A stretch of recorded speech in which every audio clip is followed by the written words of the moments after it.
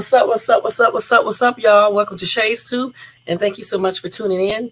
Today is Thursday, November the 2nd, 2023. Thank you guys again for tuning in. Welcome to all my new subbies, and thank you to all my subbies that's been with me for the longest. I appreciate each and every one of you guys. All right. Hope you guys had a good day today. I just got home just basically about 5 minutes ago, y'all. I'm sorry for being a little late. Like I just said, I just got home. So sometimes that's exactly what happens. Don't forget, y'all, to thumbs up this video if you enjoyed this content tonight. And also hit the bell notifications so you can be notified of any upcoming videos. And subscribe to the channel if you are not subscribed, okay?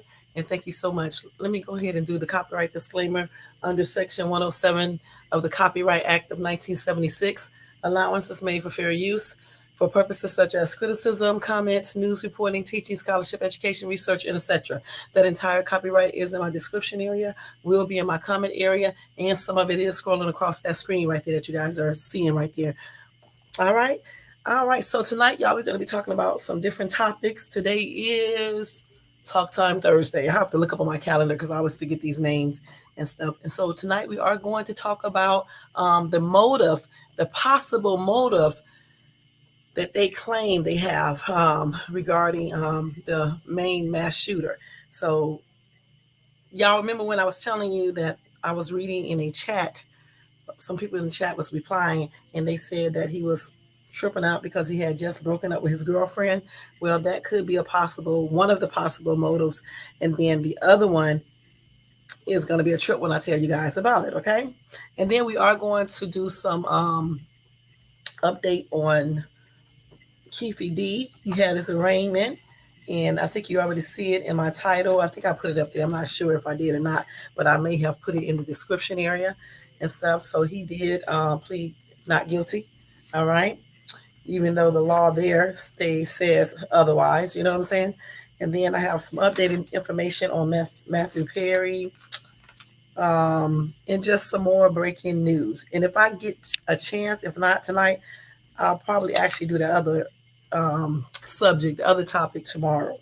All right, because I'm not going to try to push all this together, because for one thing, it's 7:43 on my coast, so it's pretty late on the East Coast. All right. I'm looking for some real quick, y'all. Hold on. Let me look at this passcode for what am I doing? This passcode for WhatsApp.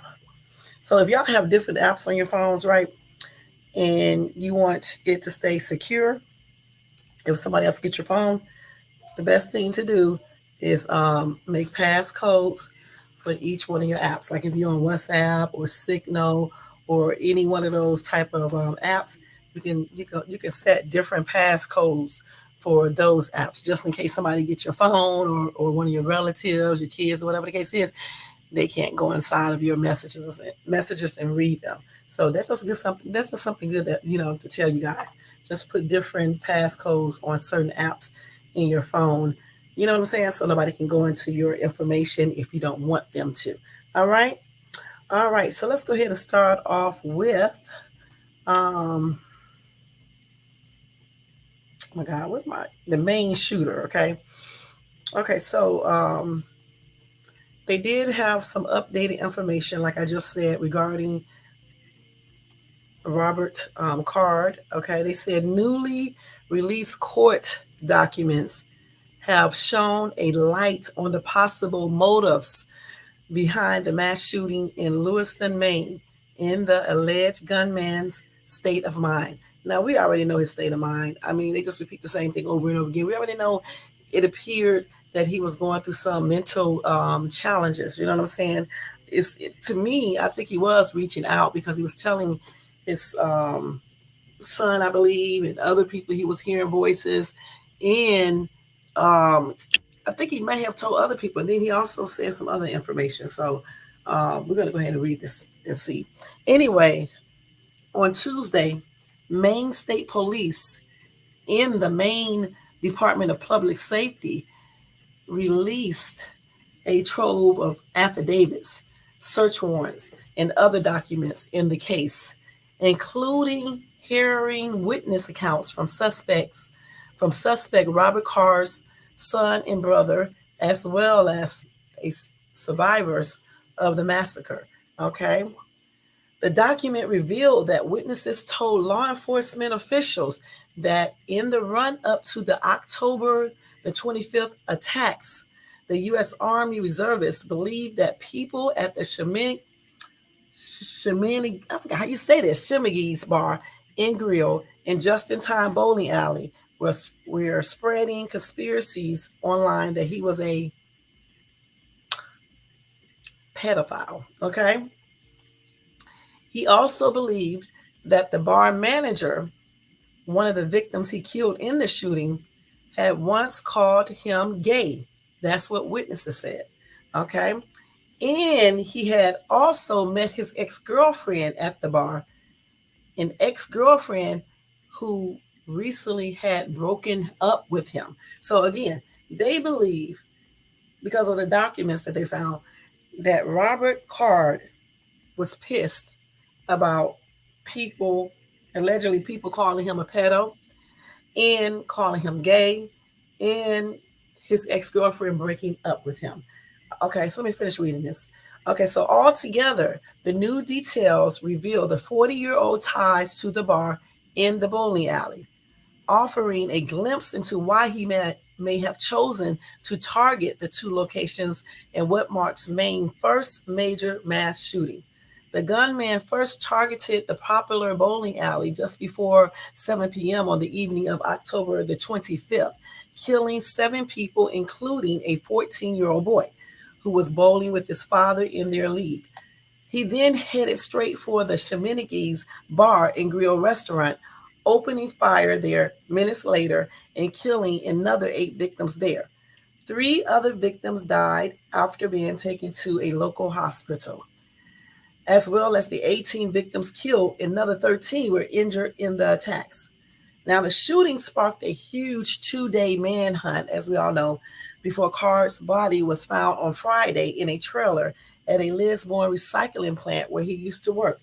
He died by suicide, with officials confirming that he left a note behind in his home indicating his plans not to be found alive. So he had planned everything.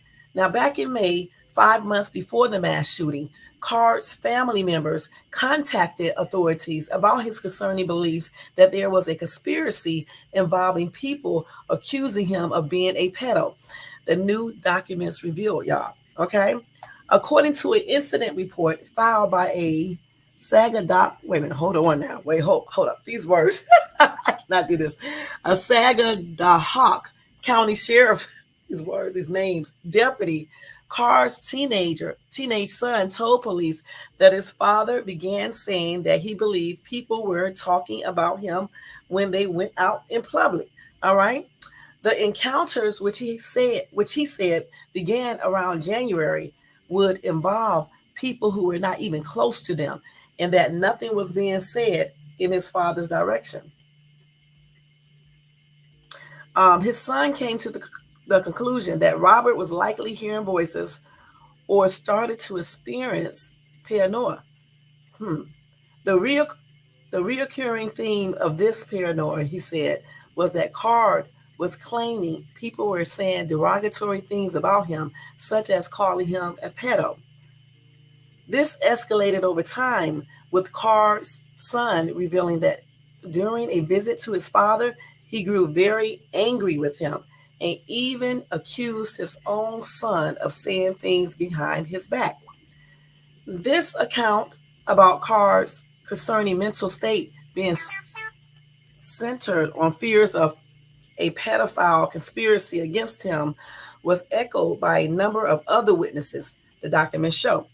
Card had texted his brother about taking legal actions against the people he claimed were calling him pedo, his siblings told police.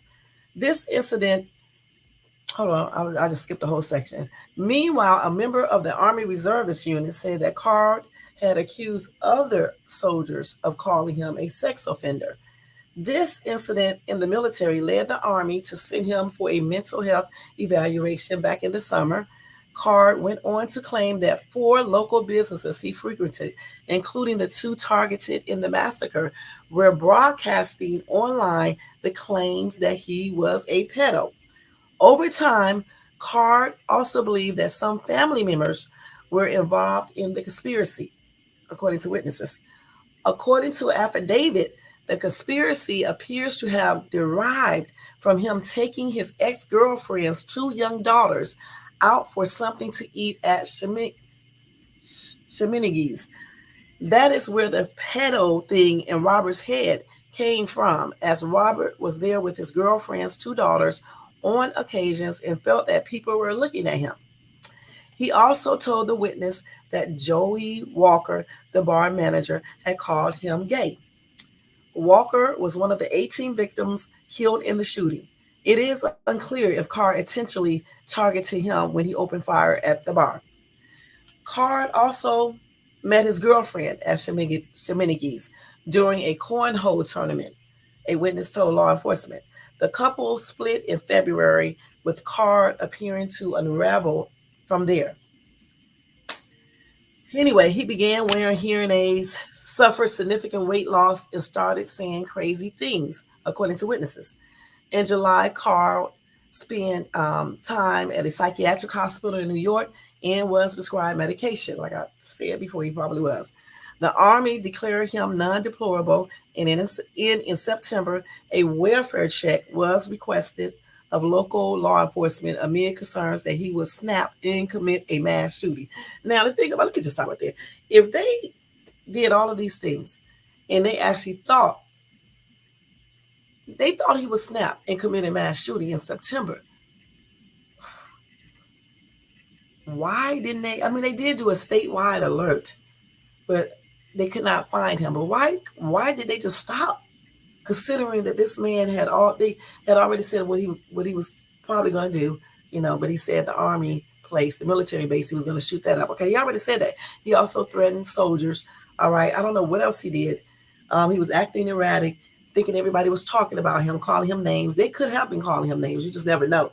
He was just getting, he was just snappy. So why, did they stop the search? Because they looked for him, and they said after 2 unsuccessful checks at his home, the alert was canceled on October the 18th. And then 1 week later, that's when Card went out there and did that mass shooting. So for me, I still stand by what I said before about the hospital, the clinic he was in, those employees there, the doctors and everything, they failed him. His military branch failed him. His family failed him. Just everybody did, because this man was showing people everything. Okay. And then why did they call the thing off after they already feared that he could commit a mass shooting? And this dude was so mad. He thought that people were talking about him. And, I'm going to give him the benefit of doubt, because I do know people do say things about people and can make people, feel uncomfortable and things like that. However, something's wrong with it, because you don't go and shoot people because they call you pedo. You take their butt to court. You file charges of defamation and maybe harassment, not go out and shoot everybody. You know what I'm saying? And then kill yourself. That's crazy. But like I said, he gave off warning signs. He gave off a lot of warning signs. And it's just too bad that they did not try hard enough.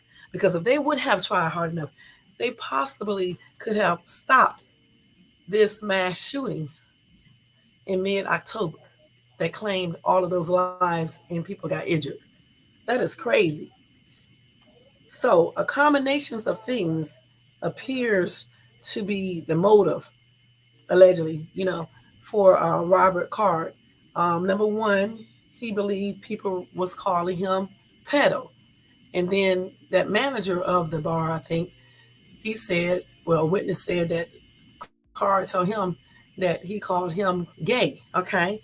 And Card also believed that they were going online saying things about him. So he was like, if he was already hearing voices and things like that, don't tell him, what he was hearing in his ears, okay? Then his girlfriend broke up with him which probably was, well, the way they got it written up here, they said that everything started unraveling then when he broke up with his girlfriend back in February. So, all of that stuff right there probably more than likely played a role into what happened just a week or two ago, I believe. That is crazy. So let me go ahead and read a couple of these comments here. Sonny said, if the whole town and the men working with him in the military are all calling him a child predator, I think it's safe to say I wouldn't trust him around my kids either. It's not uncommon for child predators to take their own lives after being unable to make more victims, and the whole area where you live calling you out does make it harder to find victims. Either way, glad he can't hurt anyone else.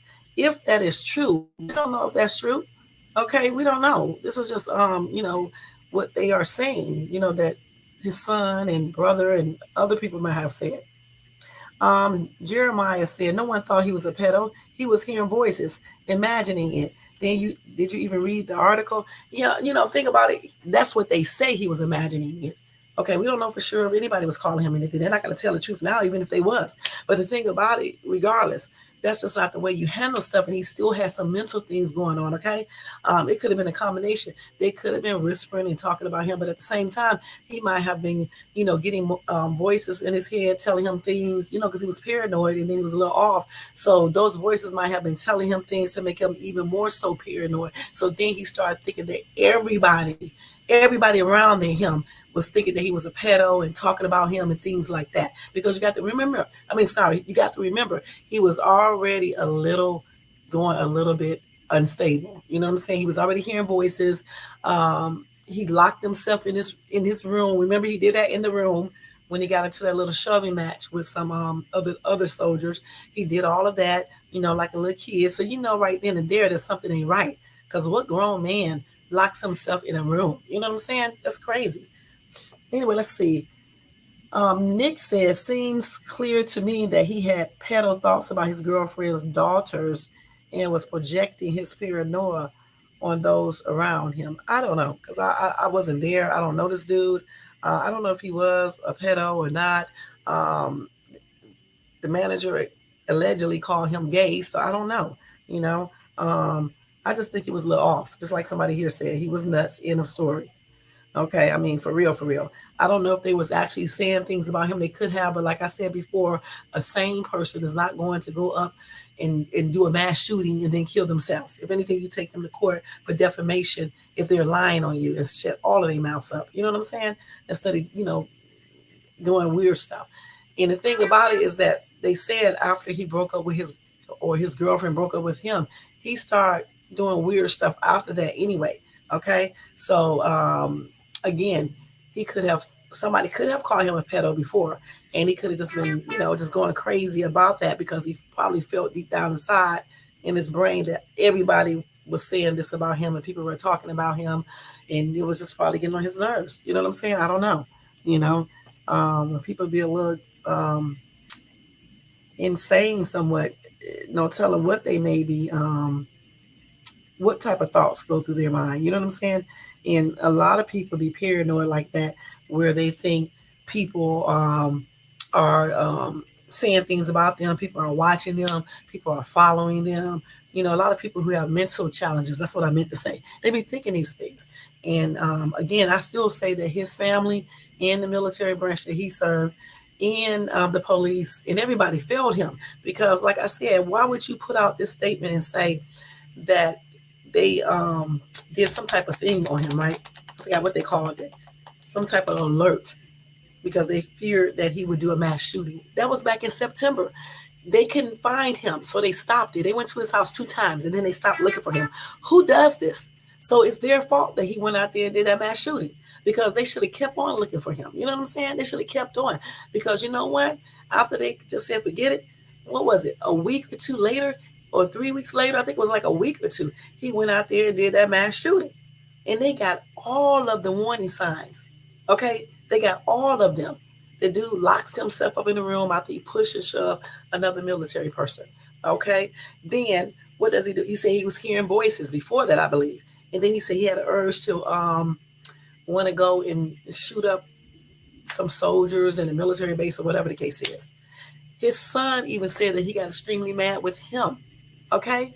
So what more do you need? And then hearing those voices, if somebody is telling me they are hearing voices, immediately it runs a red flag. And I'm like, well, maybe you need to go talk to somebody. And if it's like a spouse or even a boyfriend or a child or even a coworker and we're friends, I'm gonna, even if I had to go with them, I'm gonna suggest that. You see what I'm saying? Because you shouldn't be hearing voices like that. It's one thing to hear your subconscious telling you little things, but when voices start speaking to you, like, you're talking to another person and telling you to do weird things, you know that it's not good. Okay?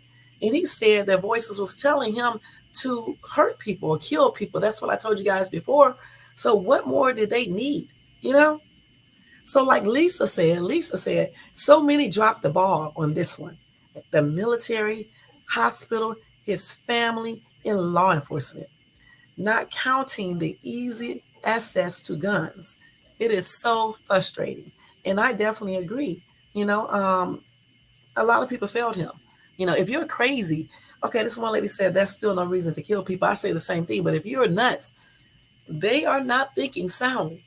Okay. And if he was hearing voices, he is not thinking soundly. Okay, that's even in those notes. They say he clearly must have wrote down things, letting everybody know he was going to kill himself as well. That is exactly why he left his bank account passcodes, his phone passcode, and all this other stuff. That's why he left it, because he already knew he was going to terminate his life. And even after the shooting anyway, he probably was still hearing voices.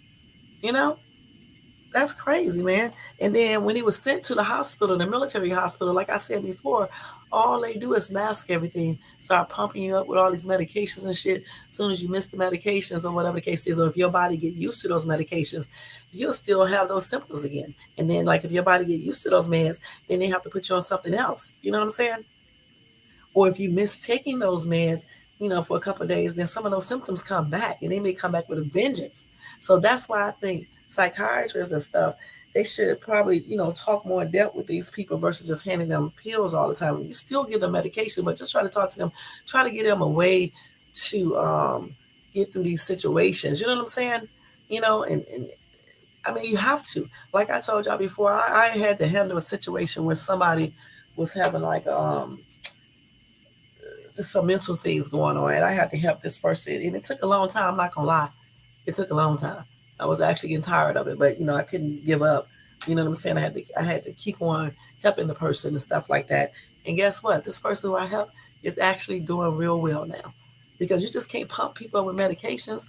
You got to really talk to them and try to figure out, what's going on, and not call them crazy and stuff, and make them feel like, they are crazy. That's why I just said on my live that your subconscious will talk to you at times. But if you're having another voice in your mind talking to you, and it's telling you to do derogative things or bad things, that's not coming from a good source. That's something ain't right. You know what I'm saying? So therefore, if you're doing this, if you're hearing these voices and things like this, if you're sound enough, you need to check yourself into a mental hospital to get an evaluation, talk to somebody, and be honest with these people. Because if you're not being honest with these people, they still don't know what's up. You see what I'm saying? And like I said, I think they failed him all the way around. Because if he was already crazy, come on now. What do you expect? He already warned them and told them that those voices was telling him to do weird stuff, bad things. And then his son said he even got he emphasized that, very angry. So his son probably thought he was going to flip out on him. Let's keep it real. Somebody says, Sherry says, sounds like he took his own imagination to the extreme. So many people didn't have to die. Only if he would have stayed in the mental hospital for a bit longer, maybe he would not be dead or have killed so many people. Thing about it is that if he was acting like he was sound, because they usually do like what? I don't know, different states do different things. Some of them keep you in there, like here they keep you 50-50. I forgot what that means, but they keep you for a minute, right? I don't know if that means 50 hours or what, I can't remember. But they do a 50-50 hold on you or something like that. But if you appear that you're sane, they let you go. And if you appear that you're not sane or you're having some type of mental breakdown, then they will assign you to a mental clinic. And then you go there to be evaluated. And then, sometimes you be there for 2 weeks, 3 weeks, 4 weeks. It just depends. Okay. Okay. Because the person that I helped, I had to go there with them, to make sure they was getting proper treatment and everything. And there be some tripped out people there because, man, people talking to demons and stuff. It's a trip, y'all. Mm-mm. But anyway, that's a whole nother live. Anyway, let's see. So somebody said, Robin said, yeah, that what motivation from all these conspiracies pushing nuts, just feeding him with all that misinformation. I don't know. I don't know. If you are, like I said before, if you are going through mental things, and I honestly believe that somebody was calling him pedo. Okay, I don't believe he just thought that out of his head. Okay, I mean he could have, since he was there with his girlfriend, his ex-girlfriend's $2. But I still say they probably was staring at him or looking at him, and may have been whispering, and then maybe his imagination played a role in that, and assumed they called him pedo. Or there's somebody could have said that, and then he just went overboard with it. You know what I'm saying? And then his son or brother said that that manager called him gay. So I mean, I don't know, if the dude was imagining all of that, or if they did do these things, and him being a slightly unstable, just stretched it further, and he became even more delusional and then paranoid. Because if you're dealing with a mental situation, you will get paranoid just if a person say or make you believe that they are doing certain things or saying certain things behind your back, or if they said it one time, you will sometimes think that this person or these people are saying it all the time, plus spread it around. So you just never know with him. All I can say is, like I said before, I just wish that they would have done more. Okay. And I don't know how he was talking to the doctors or whatever the case is, but they can even hold you against your will if you act like you have some issues going on. And why they didn't see this, I don't know. The hospital. And you know what? I wonder why they haven't said anything. Because I want to know, why did they lay him out? Because he was clearly a little unstable. And you do not have to be a psychiatrist to know this, or psychology, or have a degree in that or anything. And I did take psychology 100, 1, 2, 3, 4, 5, 6, all of those. I forgot the name of them. They was mods, because at first I was going to do, study to be a psychologist and stuff like that. So I took a bunch of, classes like that, psychology classes and things like that. But I'm just saying, you don't have to have these degrees to know this or take classes or anything. You know when somebody is not wrapped too tight. You know when they are not wrapped too tight. Come on now. But anyway, again, let me make sure I have anything else to say about this guy. Hold on. Let me go over here and see. I know Google be listening to people. I'm going to just tell you that straight up. Let's see. So I got that main thing. I think I got everything about him. Let me make sure. I think that's everything about him. Okay. So, yeah, that's everything about him. All of the updates. So if I get any more information, I'm gonna let you guys know. Otherwise, again, my condolences are expressed out to all of the people who lost family members and friends in that mass shooting. My prayers are with them. May all of those victims rest in peace. And my prayers are extended out to everybody who got injured. And hopefully all of those people are making a full recovery. And, like I said before, y'all, that was just a sad situation. But I hope that these doctors at these psychiatric hospitals, the military, the police, everybody just take notes from this. You know what I'm saying? And the next time somebody come around and they need help and they're going through something mental, I just hope they do more so they can prevent things like this from happening. You know what I'm saying? Because 18 people got killed for nothing. I mean, there's never a reason to get killed, but I'm just saying let me restate that. 18 people got killed and should have not been killed, point blank. And then you have the other people who got hurt, and they should have not been hurt. People was out enjoying themselves. The little boy who was at the bowling league with his dad. That's sad. You know what I'm saying? So again, hopefully this entire situation would teach everybody involved to do more when you're dealing with someone, a family member, a friend, a coworker, an employer, employee, or whomever. If they're dealing with something mental, just try to help a little bit more than what you're doing. And the police know damn well they should have kept on searching for this dude, okay? Because they had already feared that he may do a mass shooting. All right, let's go ahead and go to the next story. Anyway, it's about Keefe D. Keefe D, y'all, did attend his arraignment. He did plead. He pled not guilty. All right. Let me see what they were saying. Okay, let's see where we're at here. Okay, hold on. Let me make sure I got the right stuff here going on. Let's see. Let me go from the beginning. I'm always going. Okay, so it said, I don't want to read about what he did because we already know what he did. Let's see. They go through the whole thing. So anyway, Dwayne Keefe D.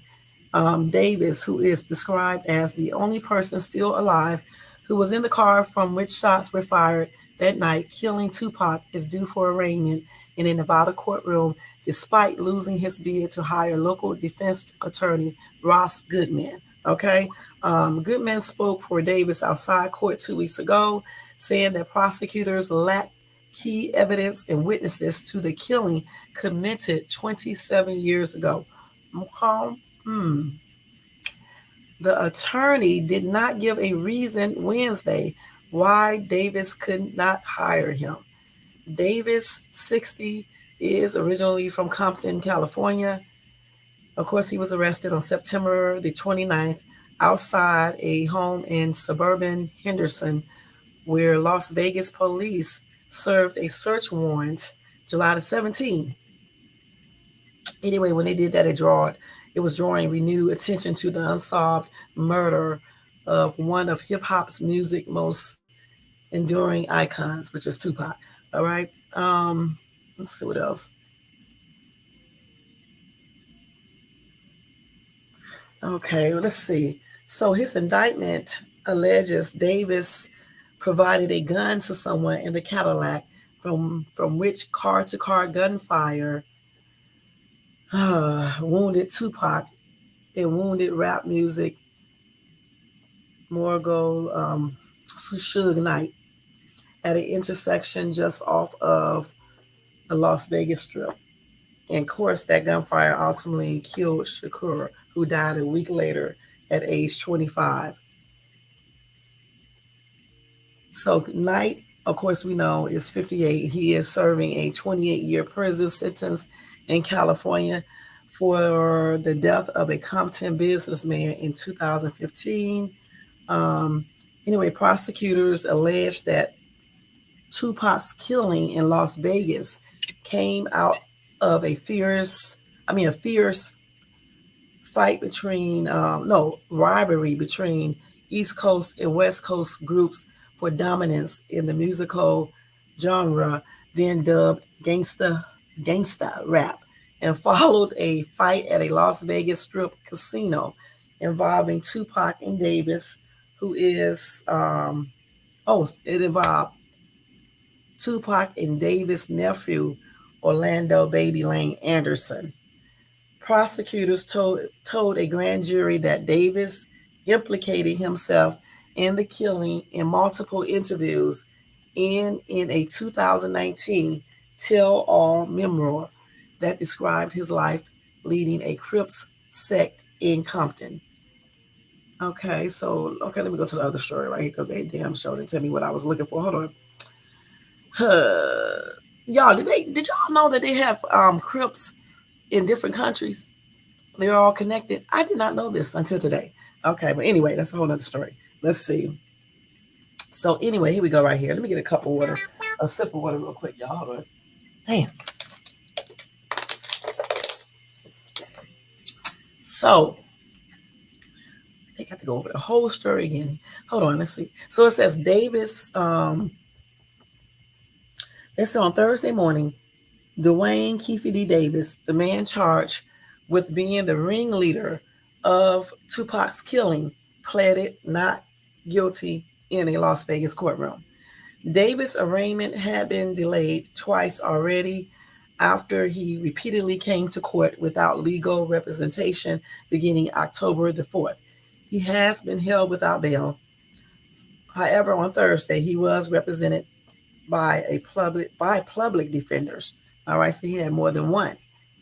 In September, a grand jury in Nevada indicted Davis with charges of murder and using a deadly weapon.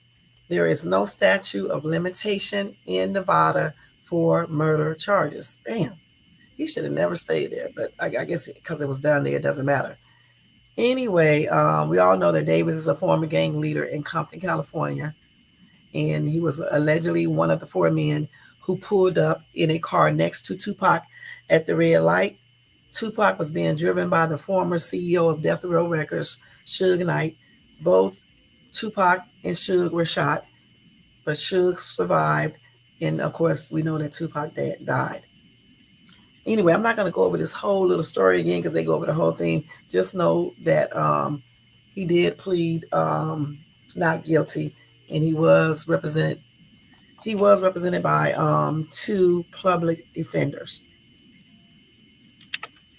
and he was at his arraignment this morning. All right. One of these commenters said he could not afford an attorney.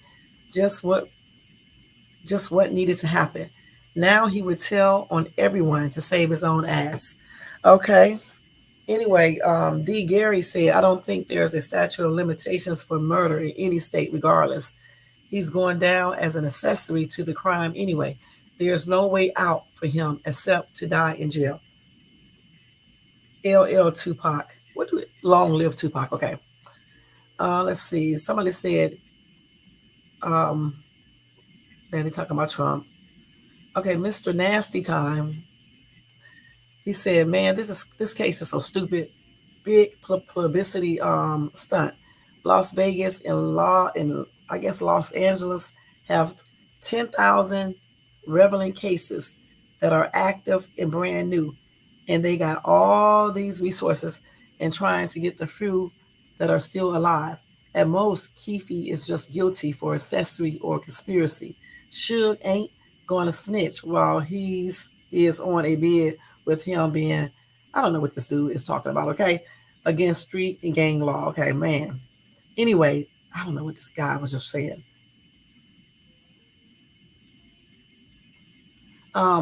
This other dude said, Warren said, Suge don't need to say anything. The dumbass dude did interviews where he admitted his participation, including providing the gun. His own mouth got his ass caught up. I knew this dude was from California because that's how we talk out here. We're like, dude. You know, I knew he was from Cali. El Cajon. I think that's how you say that. Okay. But anyway, you know, I'm looking forward to see what else will transpire. So when we get any updated information, I will let you guys know. So he did plead. He pled not guilty, and he was represented by two public, or I don't know how many public defenders. They said defenders, so that means more than one. All right. So we'll see where that case goes as time goes by. Okay. All right. So here we go. So this crazy ass lady must have poisoned people. So let's see. Did I already read this? Okay, I got some information about Matthew. Let me see, where did I put it at, y'all? I got to find it. Okay, so anyway, they said Matthew Perry death investigation could take about 3 to 6 months, y'all. I guess they're waiting for the more extensive toxicology reports and everything. Let me see.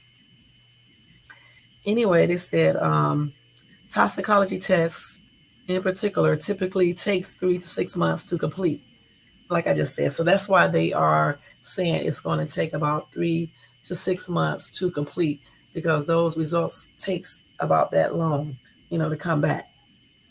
Oh, this just is weird though, because they in the other autopsy that they did, they said they did not see any drugs or anything in the system. However, that's not like 100%, you know, until they get the other toxicology reports in. But still, I'm just trying to figure out, just say if he did not have any drugs in the system, how did he drown in a jacuzzi? How? That's kind of weird. You know what I'm saying?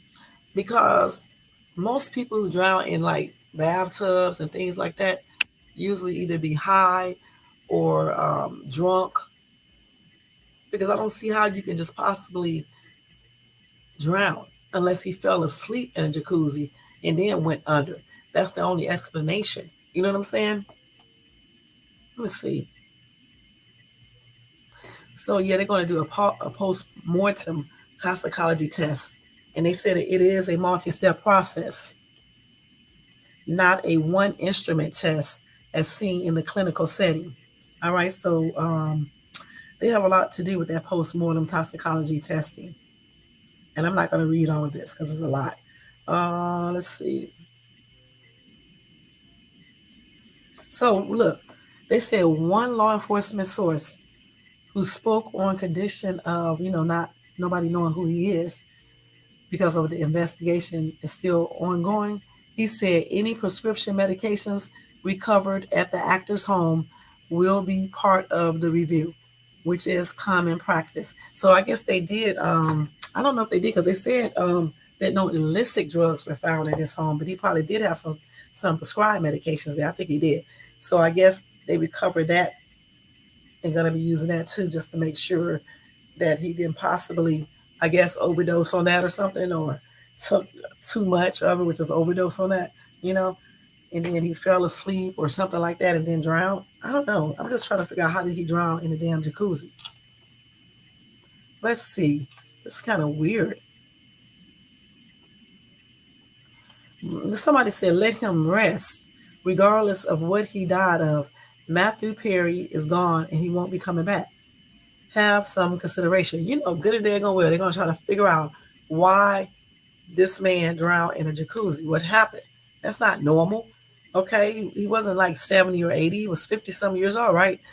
I don't see how he could have drowned unless he has something in his system, or prescription medication. He could have took too much, or too much, or he could have took a combination. You know what I'm saying? Even though they said they didn't find anything in the system, but they are doing further toxicology reports to make sure. All right. Now, say if he comes back and he didn't have anything in the system at all. So how did he drown? Did somebody do it?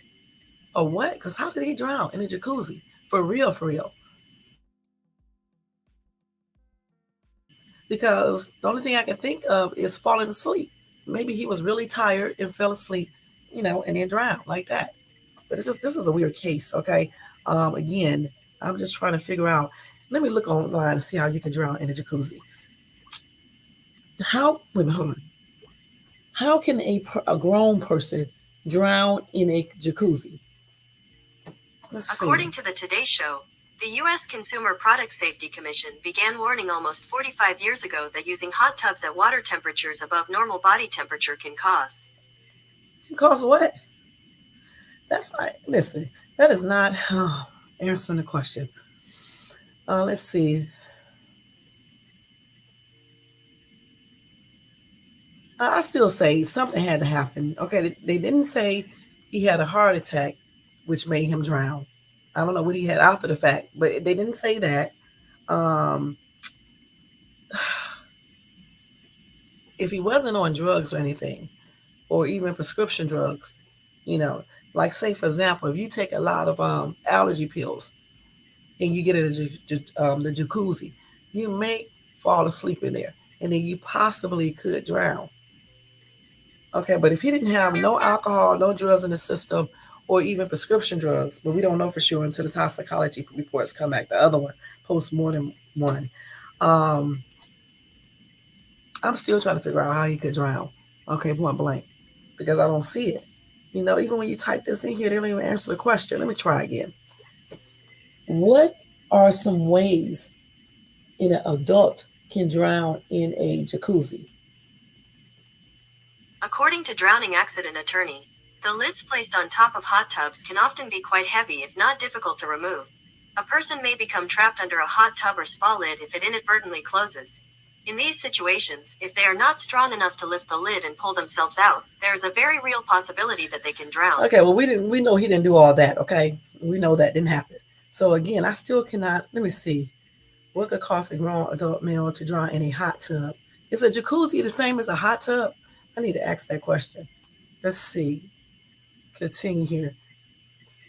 So somebody just did this. My heart goes out. I'm shocked, confused. Let's see. Somebody said he may have had an embolism. I don't think so, because they didn't say anything about that when they did the autopsy. Or it could be drugs, a mix of drugs on the system. Somebody said he could have fallen asleep and Freddy Krueger got him. Okay, but anyway, I still say if he wasn't on any type of illicit drugs, which they did not find any of those in the system, when that post-mortem toxicology report comes back, it may show that maybe he was on his prescription drugs and just took too many or mixed them together and it caused him to fall asleep and then he drowned. That's the only thing I could think of other than somebody doing it, because I just don't know. Okay, somebody now, here you go. Somebody said exposure to high heat, but that's a hot tub. A jacuzzi is not the same as a hot tub. Let me see what a jacuzzi is. I need to get my other phone. Damn, is a jacuzzi and a hot tub the same thing? Let me see. Let me see, y'all. Because if he did have any cardiovascular problems, like somebody's saying, that's why when you have hypertension, they tell you not to get in the hot tubs and stuff like that. Let me see if a jacuzzi and a hot tub is the same thing, because I don't know if it is or not. Let's see. That's the wrong passcode. All these damn different passcodes. Okay, let's see. I had to get my other phone, y'all. Hold on. Is a jacuzzi and hot tub the same thing? According to Hot Tubs Direct, the main difference between hot tubs and jacuzzis is that hot tubs refer to a large tub of hot water, used for relaxation and hydrotherapy. Jacuzzi is a trademark brand of hot tubs. Okay. What is a jacuzzi? According to Wikipedia, Jacuzzi is an American private company that manufactures and markets hot tubs, pools, and other bath products. So a jacuzzi does get hot too? Let me see. What is the water temperature in a jacuzzi? 100 degrees Fahrenheit minus 102 degrees Fahrenheit. Okay, so it is. According to Jacuzzi, the majority of hot tub users prefer a water temperature in the range of... Okay, so it is similar to, it's a hot tub still, basically. So, okay, so if it is, this one person said, exposure to high heat like that raises blood pressure and can aggravate existing cardiovascular problems. Saunas can do the same thing. Even healthy people are advised not to spend more than a certain amount of time in a hot tub or saunas. If you stand up too quickly, you can easily pass out and drown. Okay, so because I was wondering, maybe that happened. Okay, but I don't know. If you pass out and fall though, well, no, because they said if you stand up too quickly. So if you stand up too quickly and then you pass out and drown, you might have scars on you. But maybe he did not stand up. Maybe he just passed out, and that's how he drowned. Because we don't know if he had any existing cardiovascular problems. I can't remember if we read that or not. So it could have been, that he might have something going on, or he just simply passed out, from the if he spent too much time in there, like this guy was saying in this article. Somebody else said drugs and alcohol are usually part of hot tub deaths, but they claim in the first toxicology report that there was no drugs or alcohol in his system. All right. So again, somebody else said it was a heart attack, but that was like 5 days ago. That's not true. He did not have any heart attack. But if he did have any cardiac issues, the heat of the jacuzzi could have aggravated that and caused him to pass out, like somebody else said, and then drown.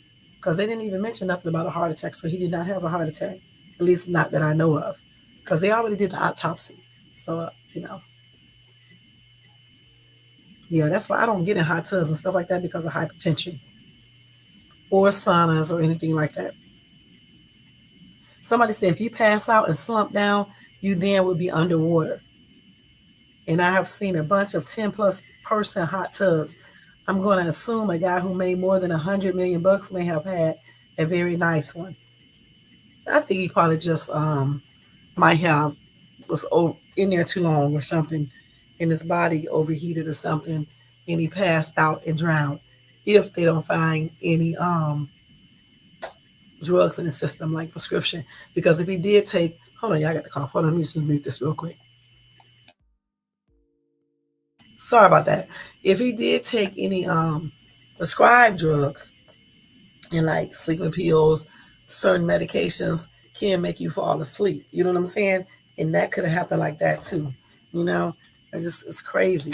Or he could have just fell asleep. If he fell asleep in that hot tub, I mean that jacuzzi, he could have just fell asleep. He could have been just tired and fell asleep. And next thing you know, you're underneath that water and it's too late.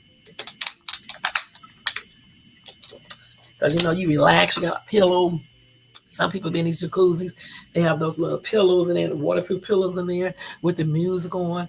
You know, some people drink wine in them and stuff, and you know, they get relaxed and you can fall asleep, especially if you are a hardworking actor or any person that works really hard. It's easy to do it. Because, like, even when I was out driving, because I need to get actually some more sleep, hell, I be finding myself almost falling asleep and stuff. So I'll stop. Yeah, I sure do. I'll stop driving for a minute, for a couple minutes, and take a little brief nap for real, and then I'll be rejuvenated again. You know, that's why I got to make sure I get enough sleep. Somebody said the heat is something that can trigger sleep. Mm. Somebody said they would find the drug fentanyl in Matthew's system. I'm willing to bet. The problem with opiate addiction and multiple sobriety, we clean what? I don't know what this means, this guy's putting here. Anyway, he said W clean time is called progression, and his system wasn't accustomed to it like previously. Just a hypothetical estimate of the situation. Some other corner be an issue as a direct result of a substance abuse, including the oldest known to man, alcohol, same addiction, alcoholic, falls in subset of addiction. The drug is the symptom. Okay, he must be a doctor or something. Damn, he's got a whole nother paragraph down here. He said it's the same way Whitney died. He said the heat relaxes one and seduces you to sleep. He right about that shit. Because like when I be in my car driving, and then if that heater be on or something, shit, it'll make you go to sleep, just like some music will. Anyway, he said that heat will seduce you to sleep. Opiates and alcohol and benzodiazepine will make your natural ability to wake, sense trouble, dim, or obviously not available. Be careful. All substances have a negative yang. Okay, so that's what he just said. Okay, so basically, he's just telling you about drugs. These type of drugs you can take that can induce sleepiness in you. Okay, point blank. I don't know why he had to write it like that. He just wrote it like that. Okay, certain drugs will make you really, really sleepy. Okay, and definitely getting inside of hot tubs and bathtubs under the influence is not a good thing. You know, just like if you're sleepy, don't get in the hot tub, don't get in the bathtub and sit down, because the hot water will make you, you know, get calm and make you get comfortable, and which is calm, will make you get like relaxed and stuff, which is comfortable and all that, and it can possibly make you fall asleep. Okay, so I don't know. So we're gonna see. You know, we are going to see when those other toxicology um, results come back, which takes 3 to 6 months. So that'll probably be sometime. What is this? This is November, December, January, February, March, April, May. So sometime what in May or so, we should know. You know, but I don't want to say anything about Matthew Perry because I don't know. But you just never know what may be in that system that they did not detect before. Otherwise, he could have just possibly fallen asleep. You know what I'm saying? For being tired or whatever the case is, and being relaxed in the jacuzzi, you know, in that warm heat, and could have just fallen asleep and then drowned. Or we can go with conspiracy theories and say somebody else did it. You know what I'm saying? But I'm not going to go with that theory because they didn't find anything to suggest that. I'm just going to go with the theory that if he was not taking any type of prescription drugs and mixing them up, hold on, y'all, sorry, or if that didn't happen, Maybe he just fell asleep. Anyway, my condolences are expressed out to his family, friends, and fans, and my prayers. And may Matthew Perry rest in peace. Okay. Now let me close that one out. That was a good little piece right there, written up about him. I'm on the wrong phones and everything. Okay, let me go ahead and get y'all the next story. I don't know what the heck is going on with my allergies. Hold on. Let me get some more water. Voice be all hoarse and stuff. I'm going to a ear, nose, and throat doctor anyway, because when I was telling my allergist about my voice, it's gone. And I be sounding a hot mess when I be singing and can't hit soprano notes or anything. Really just can't even sing really no more, just a little bit. And he said that was weird. That should not be happening. So they need to check out my throat to make sure ain't nothing going on with my throat. You see how it sound right now, right? Goodness. Sometimes my voice go all the way out. I can barely even talk. You don't even hear anything. So that's crazy. Let me tell y'all about this little boy who had this freakish accident, okay? I have a dryer. So hold on for 1 second, y'all. Is that my clothes that stopped in the dryer? Huh? Yeah. Let me get those clothes out of here. No, my clothes is in the dryer. Who took these out of here? Oh, good. She threw up on the blanket. Who? Lima. Oh, she did? Okay, Yeah. she put that back in the Yeah, dryer. I ain't see it. Yeah, I know she threw up. What did she throw up? Earlier when I was here, but I ain't What did see she throw up? Oh, okay, she maybe eat too much. She ain't sick, is she? Oh, okay. Oh, he's talking about the cat. Anyway, a 13-year-old Utah boy was found dead with a tether ball rope wrapped around his neck in what his family called a tragic accident on their farm. Maximus Knight went missing Saturday after he helped clean the Knight's corn maze and pumpkin patch at the farm in Venice, about 160 miles south of Salt Lake City, Fox 13 reported. His family found him a short time later with the rope of a tetherball pole around his neck, according to Sevier County Sheriff Office. He was not breathing and had no pulse. Dispatchers instructed people at the scene on how to administer CPR before paramedics arrived and restore a pulse. Maximus was rushed to a local hospital and then flown to a medical facility in Salt Lake City, where he was pronounced dead. Hmm. This is a picture of the little boy, so y'all can know. Okay, let me see. This is a little picture of him right here, so y'all can see him. Hold on. Wait, I still got this little thing on my thing. That's a picture of him. Handsome little guy. Okay. So the exact cause of death will be investigated by the state medical examiner's office. But Sheriff Nathan Curtis said there was no signs of foul play or any suspicious activity, according to Fox 13. Just in case you guys don't know what a tether ball is, this is what it is right here. Okay, let me show y'all real quick. This right here is a tether ball that was wrapped around his neck. Okay. Um, let's see. Okay, let's see. I'm not gonna read all about him. So anyway, they're investigating the guys. That's all I can say. All right, and they did raise $25,000, I guess, for his burial and all of that. I guess they do have a GoFundMe. I'm not sure because they don't have it right here and stuff. But they did raise 25,000. Anyway, let me read these comments. That's a strange story. Okay. Avion said, "Is this sitting right with you all? I understand something as wild as that is a possibility, but the probability of a teenager choking on a tether ball rope is honestly hard to believe unless he killed himself. I hope the family finds peace." Heather said, "I think it's very possible to have accidentally strangled himself. When I was his age, I had a tether ball in pole. The rope is long, and wait a minute, hold up. And when it gets to wrapping around something, it's multiple times, very tightly and quick. I imagine he panicked and didn't get it unwrapped before passing out.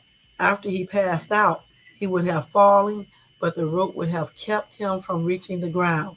Then I bet his weight worked against him once he was down. Poor boy. So, poor baby boy. So very sad. Damn. Janet said my oldest brother accidentally strangled himself with a piece of cotton rope from a football goalpost when he slipped on wet grass and the rope twisted around his neck when he was 11 or 12. Thank God my brother had friends with him and was saved. Sadly, this boy was alone. Rest in peace, Max. Prayers for the family. Okay.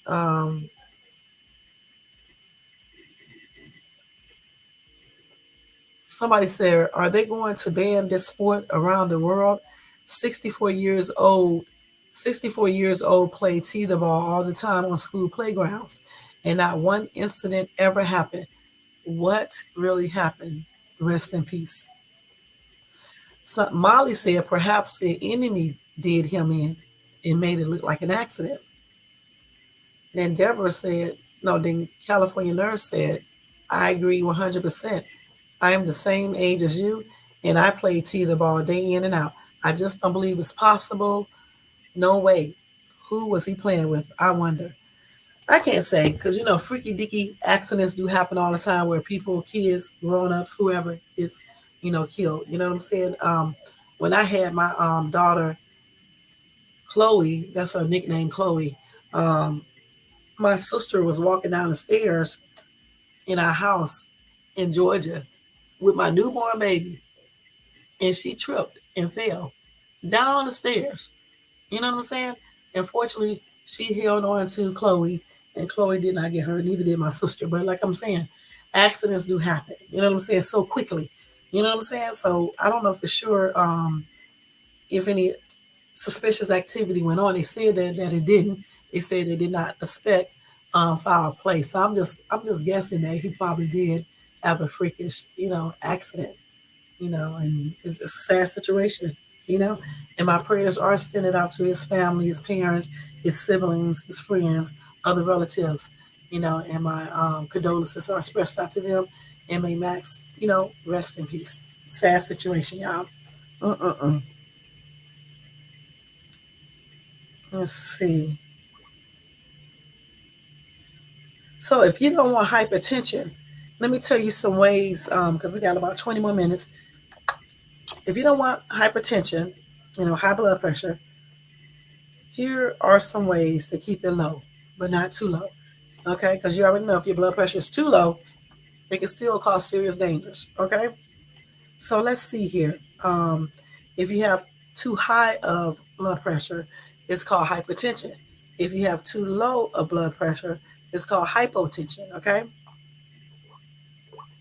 but they said many people don't know the difference, and some can't tell the difference. But actually, if you know your body pretty well, you can tell when your blood pressure is high, too high, and just like you can tell when it's too low. Okay. And it's a good thing though to check your even if you don't have hypertension, especially when you start getting older, it's just a good thing to check your blood pressure, every so often. If you don't have hypertension, if you have hypertension, you should be checking it. I check my eyes once and twice a day, with hypertension. You know what I'm saying? Before I barely checked it because my hypertension was very stable. It's stable now, but they just switched my medication. So that's the reason why I check it twice a day, you know. But if you don't have hypertension, when you usually go get your yearly physical, they usually check your blood pressure then. But I still, me personally, I was still by the, what is it called, manometer, and I would still check my blood pressure, once a month or something like that, just to be on the safe side to make sure. Anyway, blood pressure is a measure of force necessary to move blood from the heart to vital organs, limbs around your body. All right.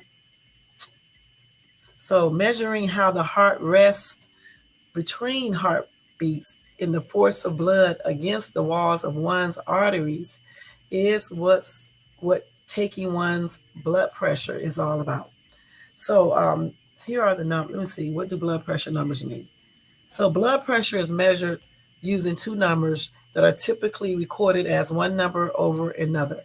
The first or top number is called your systolic blood pressure, and that measures the force of your heart pumping blood throughout your arteries. All right.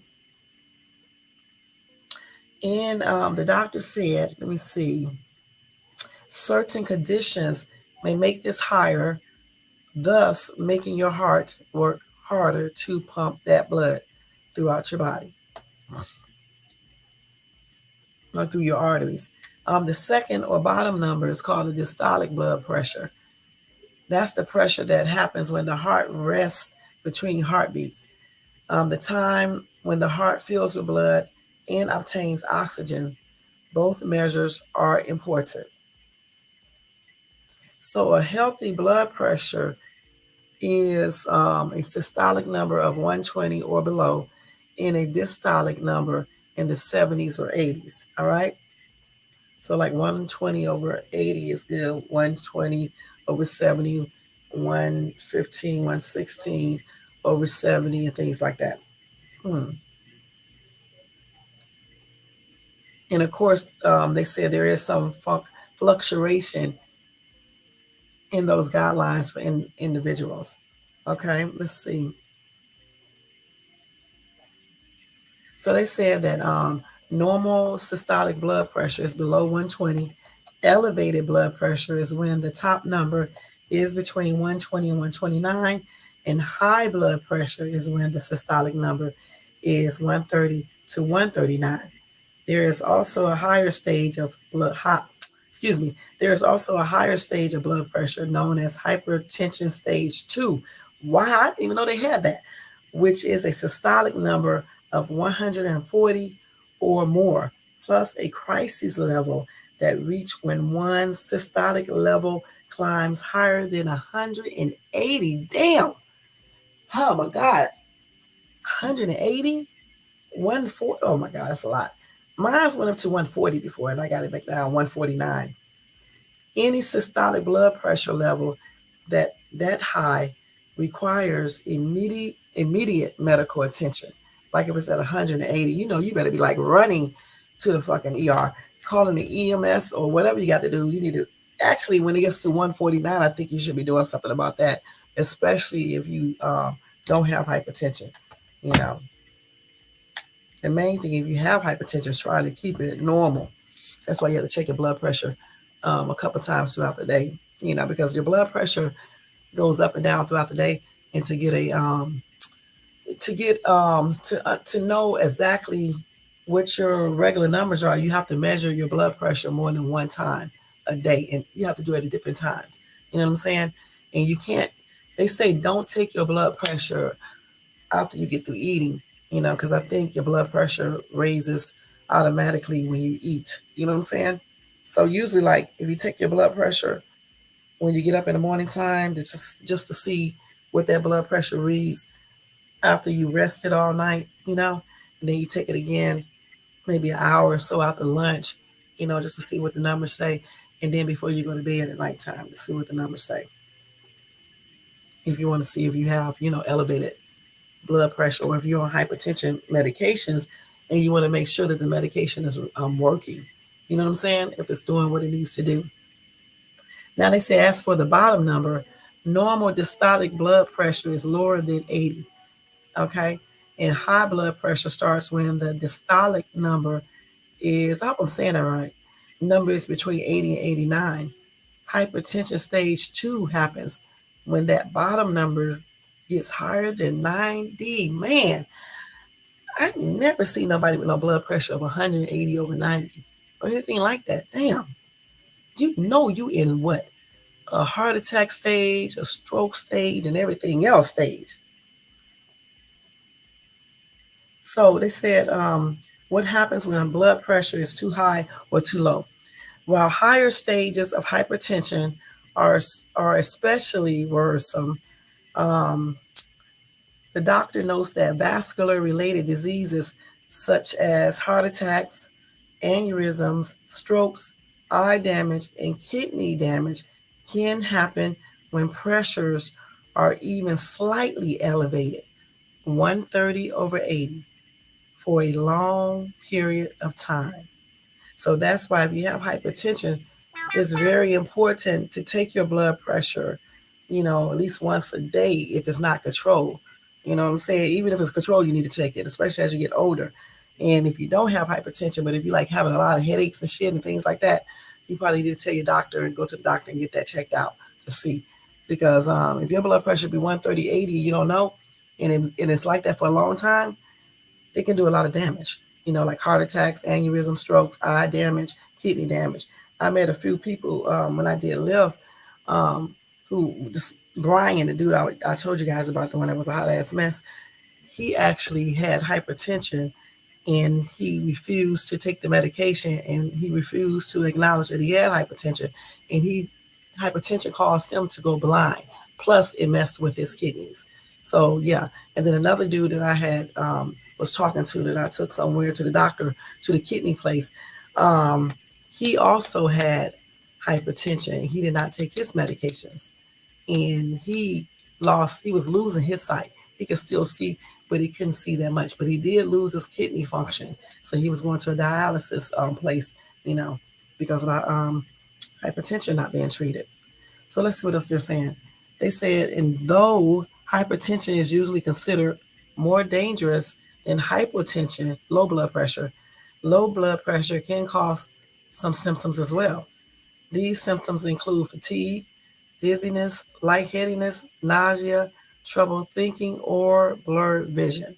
But it's not as dangerous as hypertension.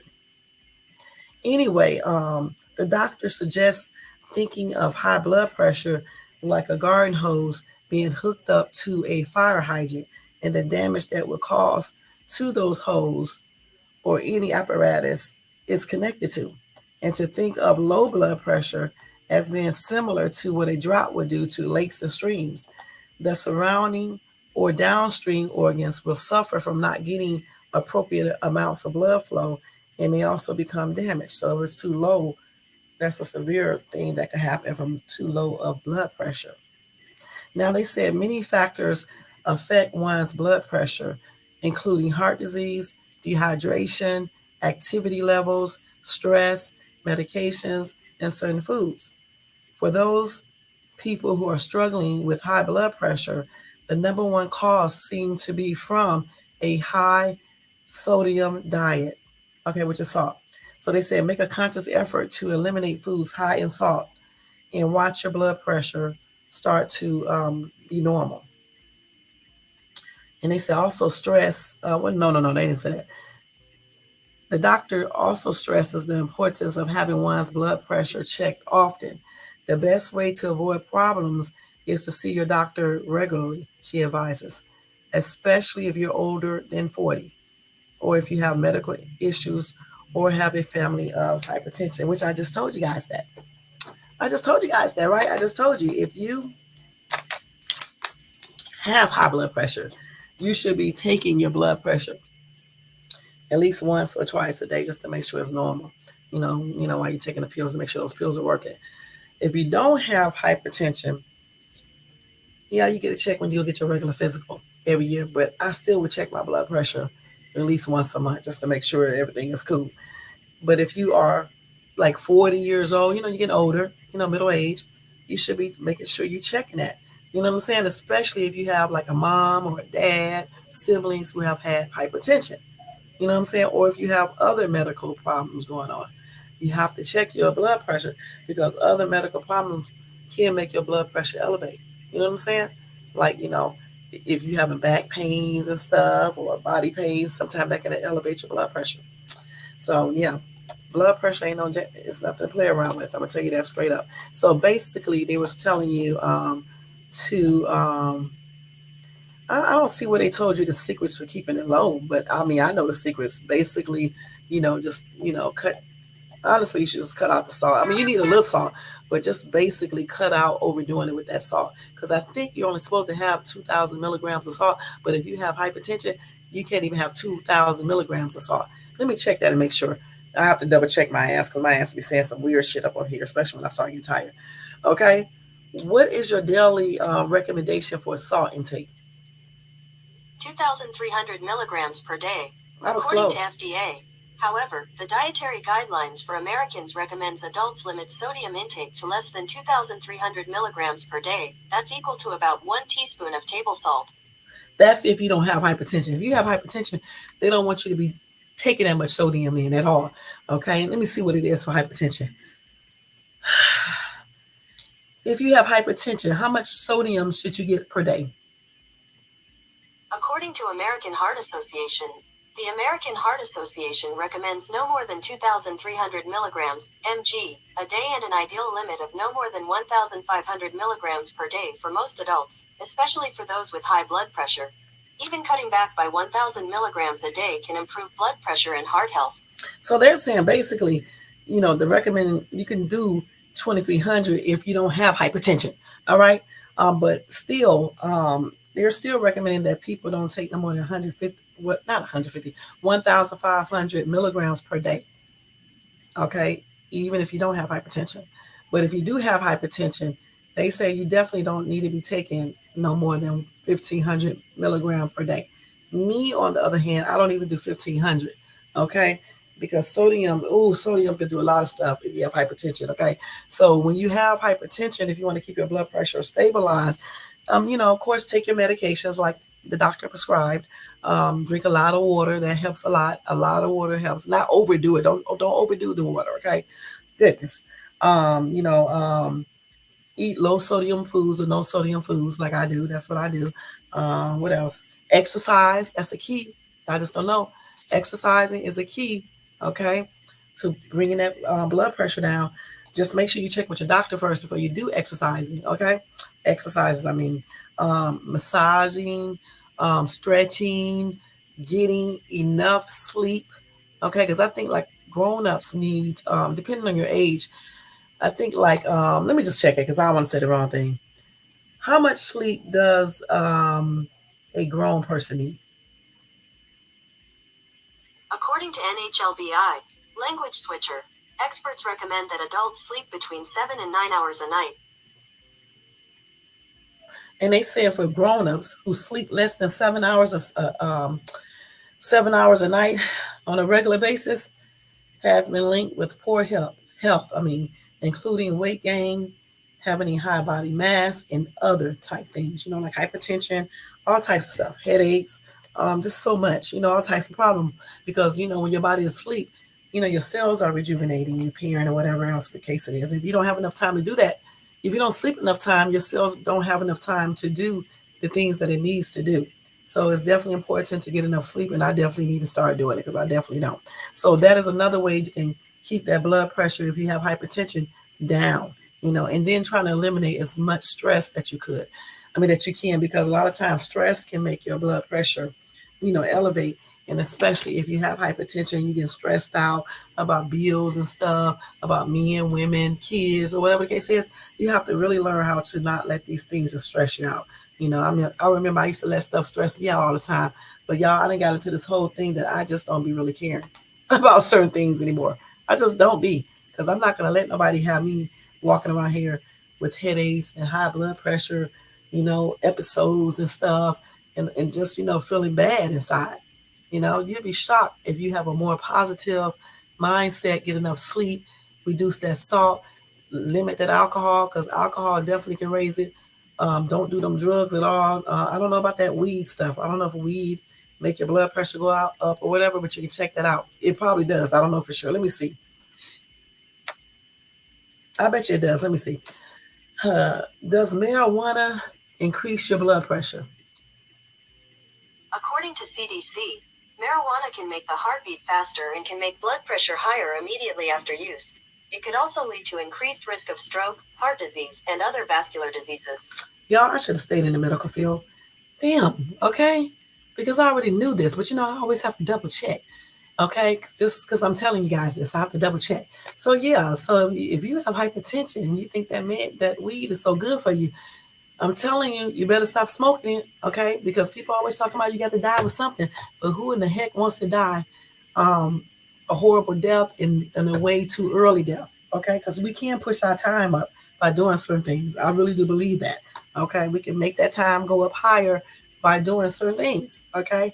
And again, marijuana can make the heart beat faster and can make blood pressure higher immediately after use. It could also lead to increased risk of stroke, heart disease, and other vascular diseases.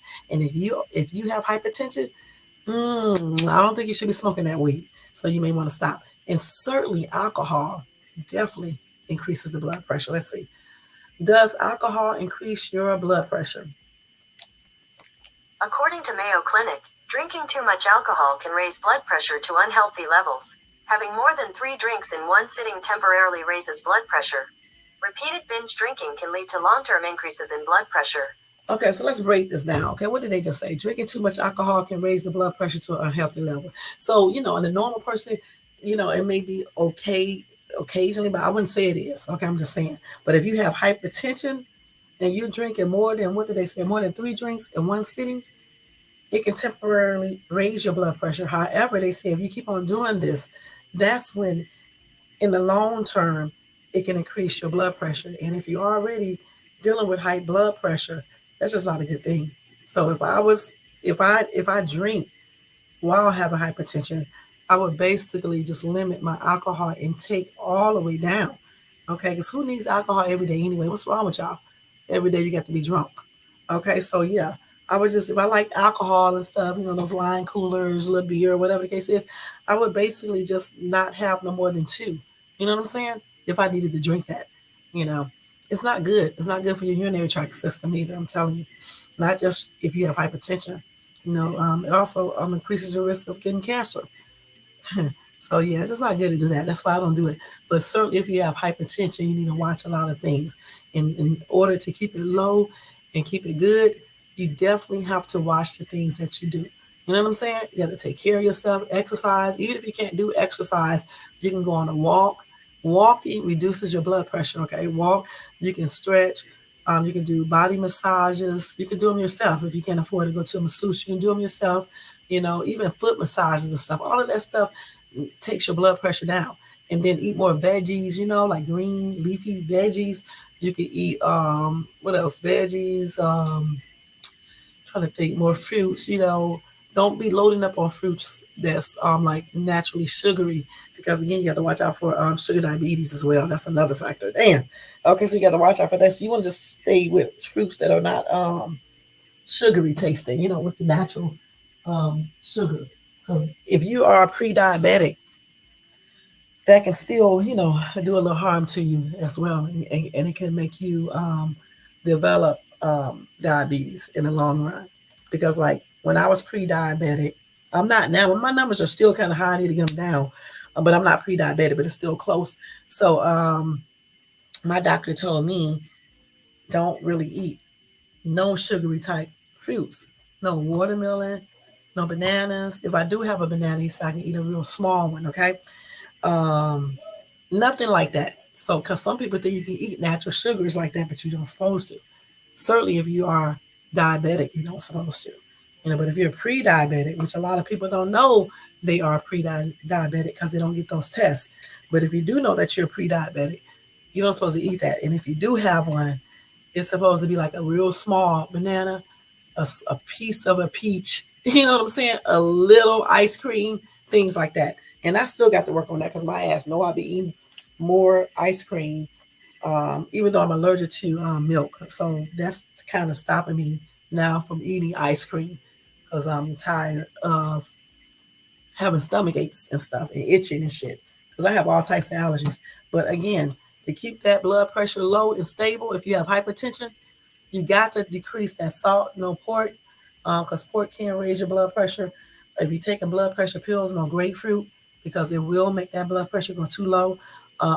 You have to check other things too, because when you have hypertension and you take hypertension medications, certain foods, not foods, but certain fruits, I believe, can lower your blood pressure to dangerous levels, like grapefruit. If you eat grapefruit and you're taking blood pressure pills, that can lower your blood pressure to low. So that's why they say a no to grapefruits and stuff like that. Anything that lowers your blood pressure more. Certain medications you don't need to mix with your blood pressure pills either. I actually take my blood pressure an hour or two apart.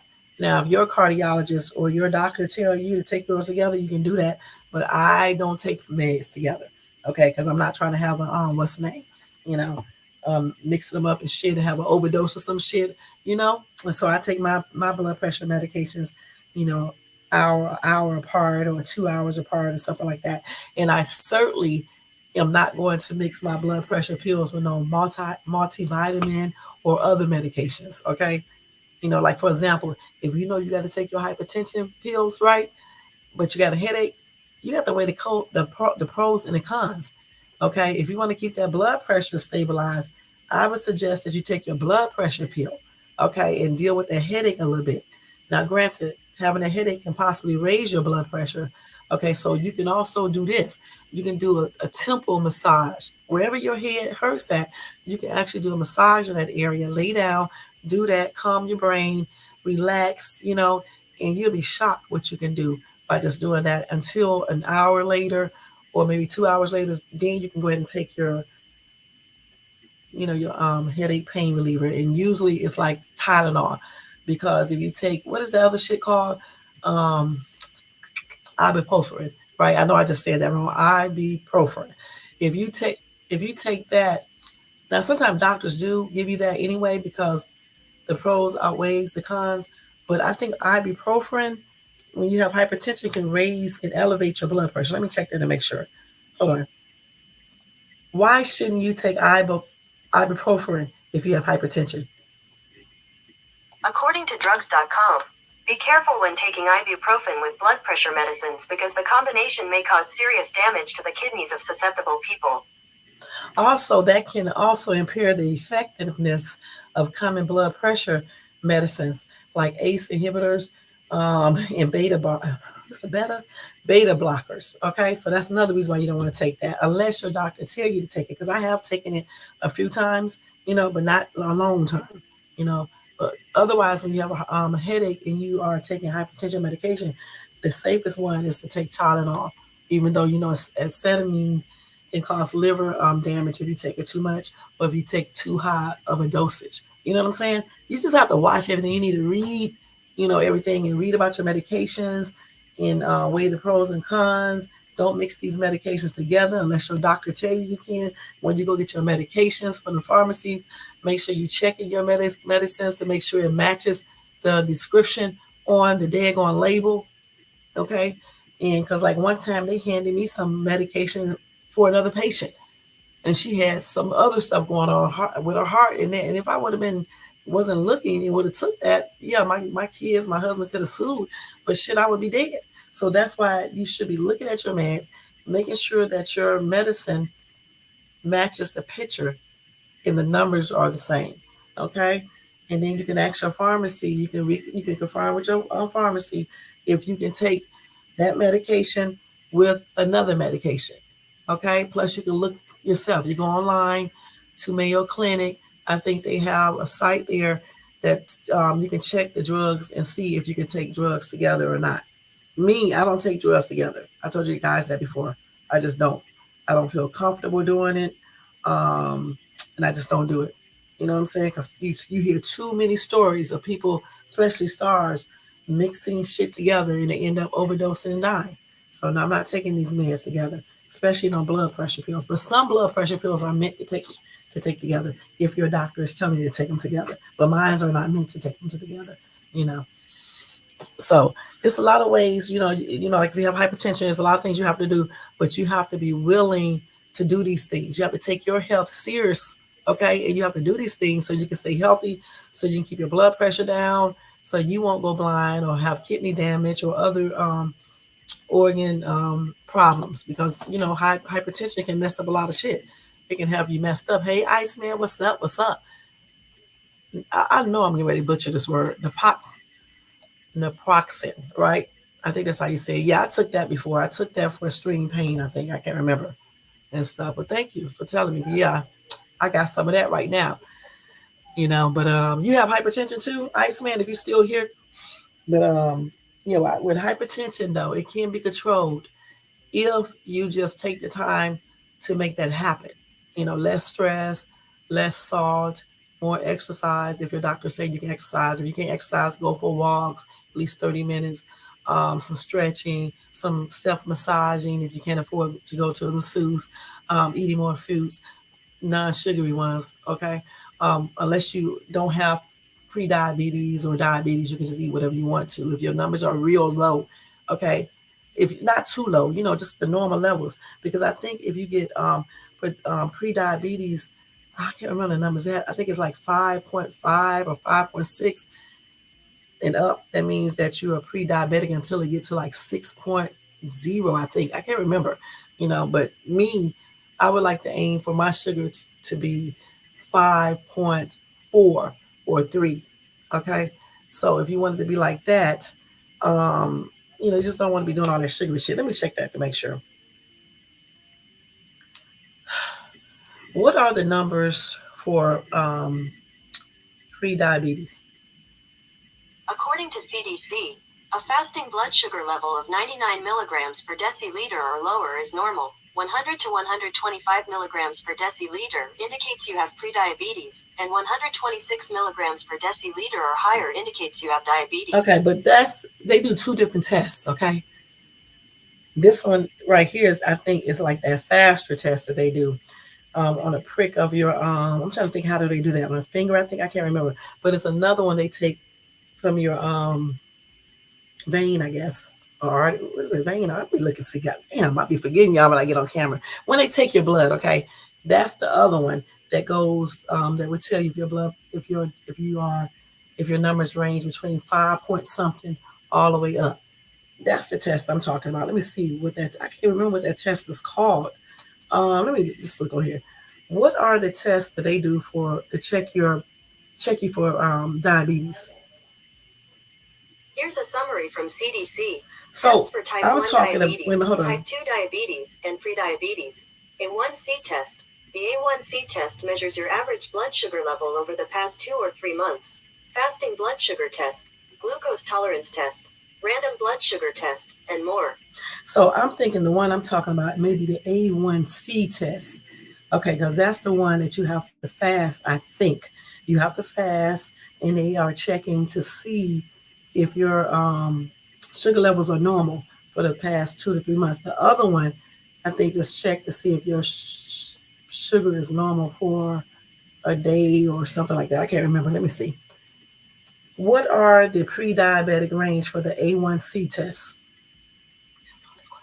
According to CDC, yeah, that's the right one. A normal A1C level is below 5.7%. A level of 5.7% to 6.4% indicates prediabetes, and a level of 6.5% or more indicates diabetes. So that's the test I'm talking about, A1C. I knew I was going to find it. This is why you always got to go and look and research stuff, okay, instead of just saying stuff.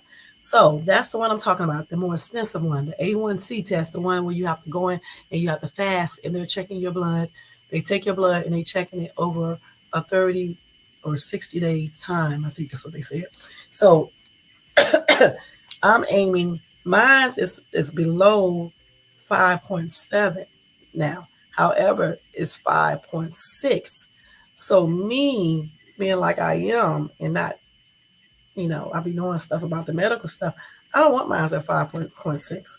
I really want mine to be like 5.4 or 5. That way I make and eat a little bit more. Let me stop. I make and eat some of the candies that I want at times. I don't want my levels to be 5.6 because it's too close to pre-diabetes. You see what I'm saying?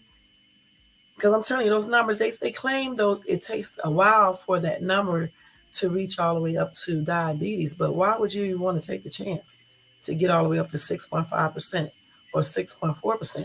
You would want to basically try to keep your sugar levels below 5.7%.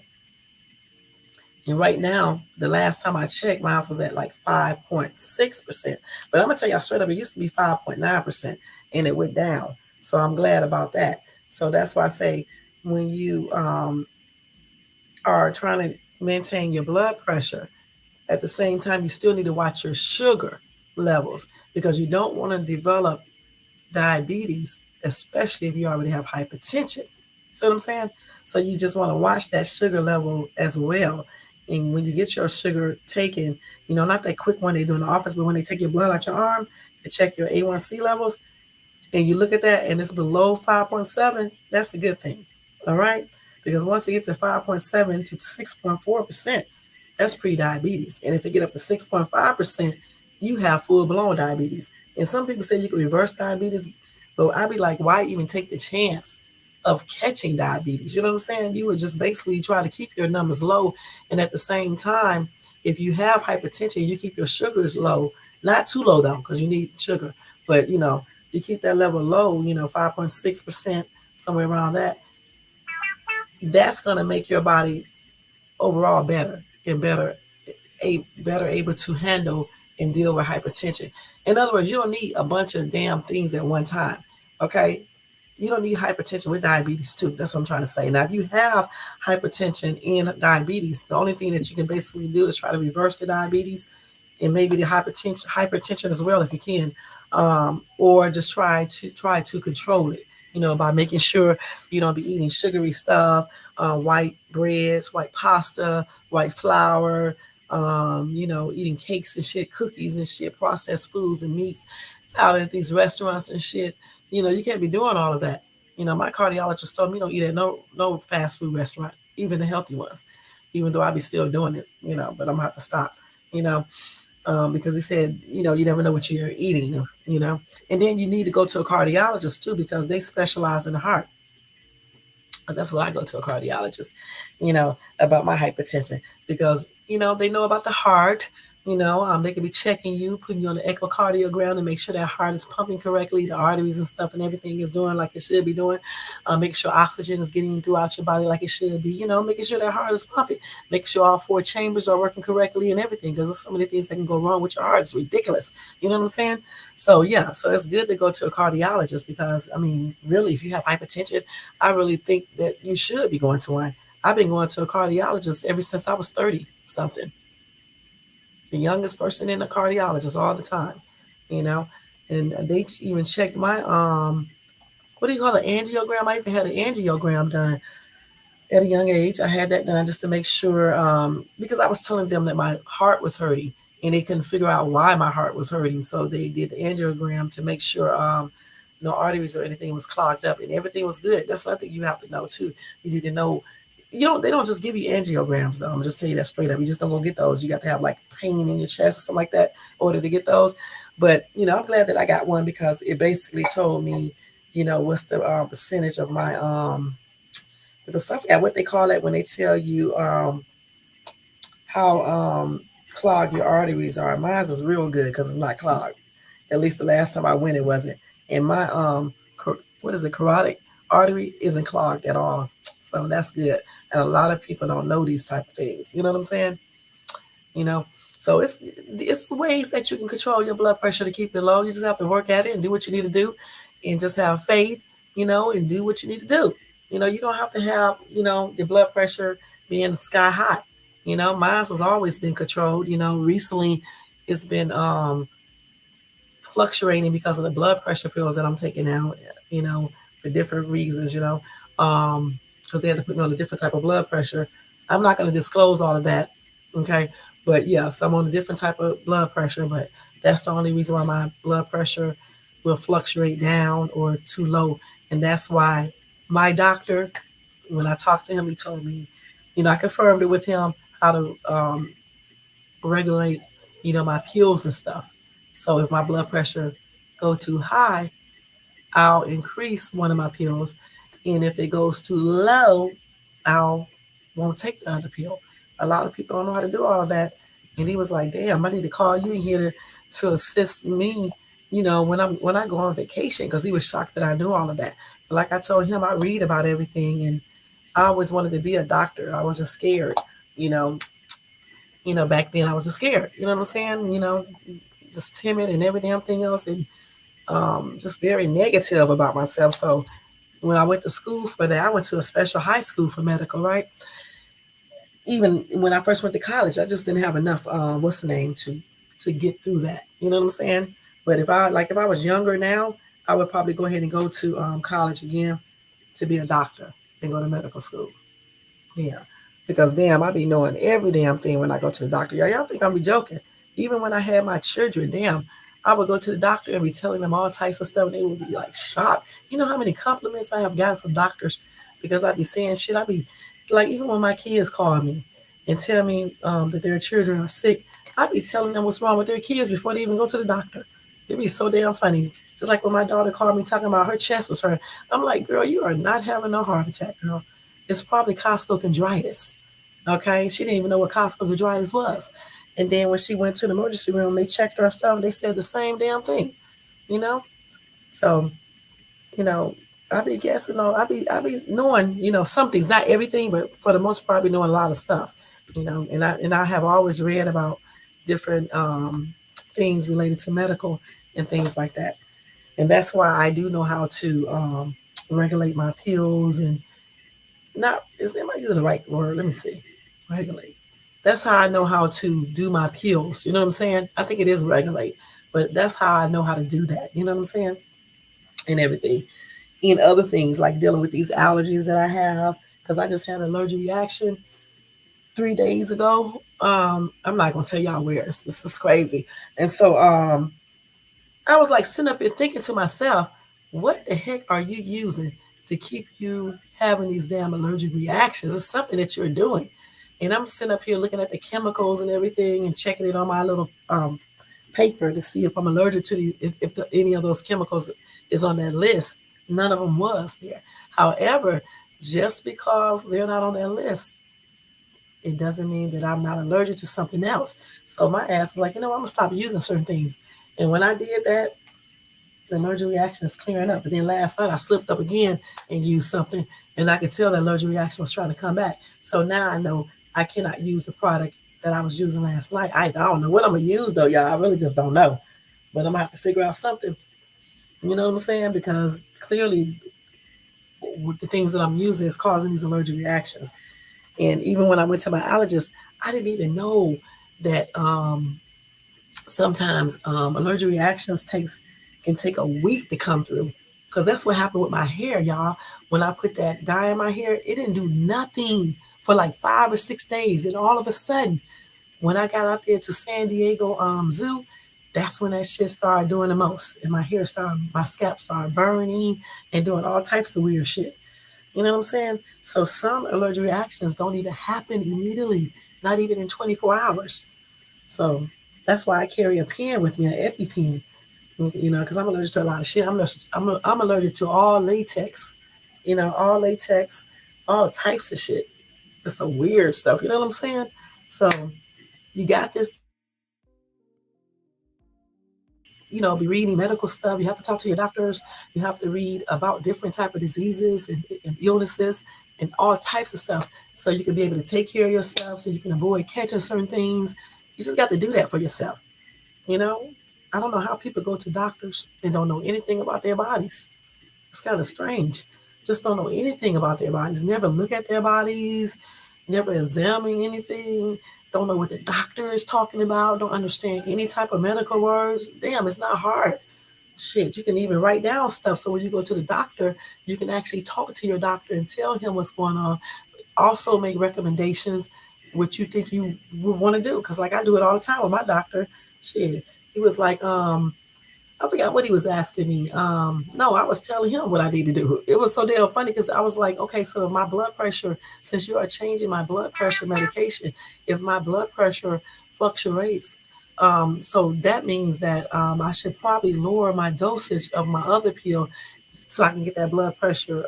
No, I'm wrong. I told him that if my blood pressure goes up high, okay, that means that I should increase my other blood pressure pill to at least 5 milligrams.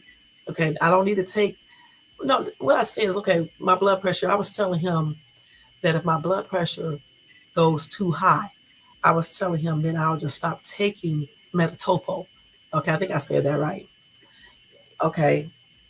And then when I check my blood pressure hours later, just say if it goes back up or something, up high or something, before it gets too high, I'll go ahead and take only 5 milligrams of metatopo. Now, mind you, my pills are 10 milligrams, but I have a pill cutter. And then I was like, so say if I take the 5 milligram and just say it does not control it to bring it down some, then of course I would take a 10. Or just say if I take a 5 milligrams and it goes down too low, then I'll just cut the 5 milligram and make it a 2 point something milligram. 2.5, I think that's what it is. So that's the things you have to know how to do. And then sometimes, because I really only have to take these two hypertension pills, the third one is just a backup. Okay. So sometimes I don't even take the metatopo because if my blood pressure it's like great, it's not too high, it's not getting too high, or it's not too low, I won't even take metatopo. I just take the other two, and that's it. And then usually I can do that for about a day or two, and then about 2 days later, I'll need that metatopo again. Now, granted, he probably will have to increase my other pill again. I don't know. I have to check with him to see once I tell him how my blood pressure been doing. So I have to do all that because I can imagine, doing that forever. But you do whatever it takes. You know what I'm saying? Especially if you're taking certain blood pressure pills that does other things as well. You know what I'm saying? So you have to do what it takes. And I find that if people start taking their health seriously and learning about themselves and about their body and how things operate, I'm telling you, more people will have a more productive life. They won't be sick all the time. Even if they do have hypertension, they just won't be sick, like that. And they will control their hypertension, just like with sugar diabetes. You have to make sure that you're following directions with any type of condition. You really need to follow directions. You know what I'm saying? Because there's so many ways that your body can just mess up. You know, but those are some ways you can lower your blood pressure according to the Mayo Clinic and according to any other site that I go to. Okay. Believe me when I say, when I give you guys medical stuff, I'm not making this up from my head. I'm not a doctor. However, I do be reading all this medical stuff right in front of me and stuff, you know? So, and you can look it up yourself. You can also ask your doctor, um, and just go from there. And again, don't start any exercise program if you have hypertension or older unless you check with your doctor first. All right. And that's just on everything. And don't be playing with your pills and shit, your hypertension pills, unless your doctor tell you to do it or he tell you to do it because you know how to do it. Okay. Just follow your doctor's orders, whatever he tell you to do regarding blood pressure pills and how to take them and things like that, and the foods you should be eating. All right. Because what I'm doing here is for entertainment only. Okay. Always know that. And I'm not a medical doctor. I'm just giving you guys some information based on how I do stuff with myself and based on what my doctors say. And of course, based on what I'm reading from the Mayo Clinic. All right. All right. What time is it? Okay, we got about 10 more minutes. I'm out of here, y'all. It's still early here. It's only 9:28 on the West Coast, y'all. It's only 9:28. It's only 9:28, y'all. Out here. It's still early and stuff. This is why my ass be going to bed at 2 and 3 and 4 o'clock in the morning, because I think 9:28 and 9:30 is early. Oh, shit. And they claim when you start getting older, you be so tired. I'm like, okay, I don't hardly never be tired unless I don't get enough sleep. My ass can stay up to 2, 3, 4 o'clock in the morning and still function, which is not a good thing. Function the next day like I've been asleep. That is not a good thing, though. So y'all don't be doing that, okay? Don't be doing that. That's not a good thing. So now I don't even want to read this stupid shit. Every time you look around, they be having stuff in this damn news. First of all, they tell you it's good for you. Then the next thing you hear, it causes cancers. So I'm not even going to read that because these people confuse these people all the damn time with all the stuff that they come out with every single day. So y'all, a woman was arrested after hosting a lunch that left 3 of her guests dead. What the heck is wrong with people? They are crazy as hell. This happened in Australia. Okay. Anyway, she gave them some mushrooms that are poisonous. That is crazy, man. Let me see how old this person is.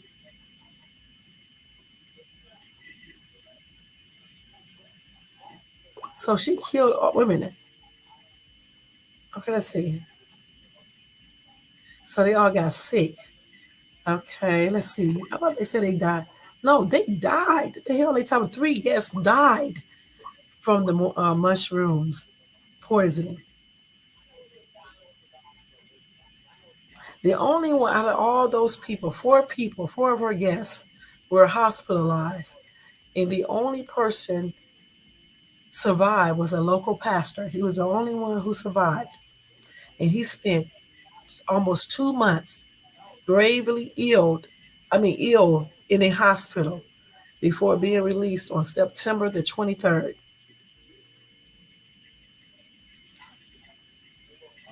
How old is this lady who did this? Her name is Erin Patterson. Let's see how old she is. Let's see how old this lady is. They don't say how old she is. She got to be about 50 something or 60 something. Because everybody else is like around that age. People crazy as hell, y'all. Look at this. So they did arrest her ass. Let's see. So she just poisoned them, invited them over. The lady is 49 years old, okay?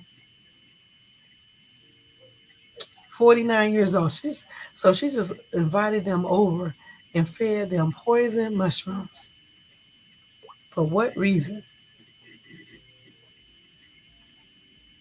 So I guess, is that her mother and father-in-law she killed? Let's see. Let me see. Yep, she killed her former husband's parents, Gail and Don Patterson, both age 70. So of course she's in her 40s or somewhere around that, or 50s. And she killed his sister, who was 66, and she tried to kill her sister's husband, but he was the only one that survived. He is a pastor. He's 68, and they went there for a lunch. Damn, these people are crazy, y'all. I don't know why she did that, though. Yeah, she said she didn't do anything, but she did, y'all. That's on everything. She claimed that she did not poison them, though, but they said that she did. And she claimed, they said she was the only one that did not get sick, but she claimed she had a stomach ache and diarrhea. So I don't know. These people be doing the most, man. That's why you can't be eating at everybody's house, y'all. And that's on everything. Because people will try to poison your ass, And I don't eat it. And plus, people be nasty and shit, So I don't eat at everybody's house. Because people, don't be washing their hands. And then I'm used to using gloves and shit when I'm dealing with meats and cooking and stuff like that. I just can't do it. Especially when you get my food and shit. You put your nasty ass hands all on it, getting and shit. Child, one time I was eating, I went to my, we had a little family, a small family reunion. I'm up here watching my sister take her damn hands to toss. I don't know what the hell she was doing, mixing up the salad. And then she got the nerve to ask me, do I want some? I was like, I was like, no, I don't. And then me and my girls, my 2 youngest girls who live, obviously with me, because my older kids stay on their own, we were all looking at each other. And then when we left, we was in the car talking about it. And I was like, she had the nerve to ask me, do I want some damn salad? When she had her hands all in that salad, flipping it and shit, mixing it up with your hands. Who does this? No gloves, no nothing. You think I want to eat the salad? Sister or no sister, child, I don't know where your hands be. And damn, did you wash your hands? And even if you did, I still don't want that salad.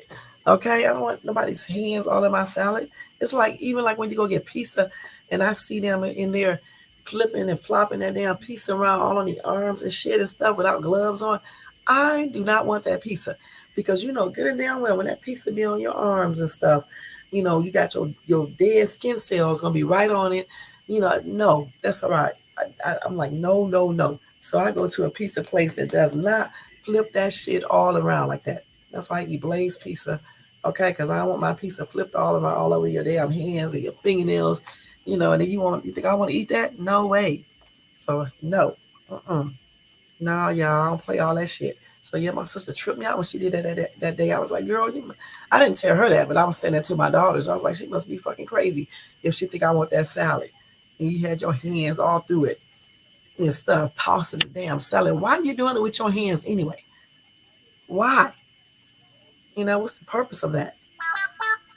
Let me look on here and transfer some money over. Hold on for a minute, y'all.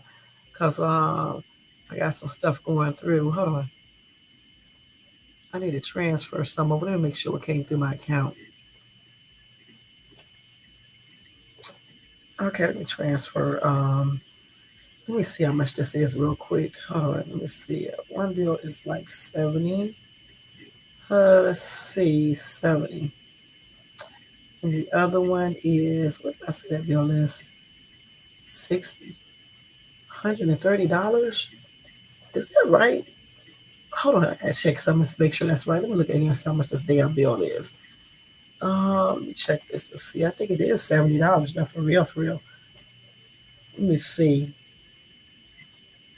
That's already pending too. Oh, let's see. I got how many more payments I got? Today is the second one, 2, 3, 4. I got 4 more payments and that should be done. Let me see how much I got to pay. So I was right. So it is 70, and I think the other one is 60. 76 is 130. So I am right about that. I'll do that in a minute. I still got the time. I'm gonna do that in a minute. But anyways, we got 3 more minutes. We get ready to get out of here, guys. I want to say thank you so much for coming by and checking me out. Thank you to everybody in the bushes, everybody who watches us in the replay. Thank you to Iceman. Y'all check out Iceman. I'm gonna tell you something. He's gonna have y'all laughing, but he be telling the truth, okay? He be telling the truth about stuff he be talking about. Check him out, all right? Just type that into y'all YouTube and you can go right to his page. Tomorrow, y'all, I got to go to the dentist to get my teeth cleaned. I hate going to the dentist. But again, if you want to keep all those teeth and keep them looking good, you got to go to the dentist and take care of your mouth. And I have all my teeth and they all look good, except my wisdom teeth and another back tooth that I messed up.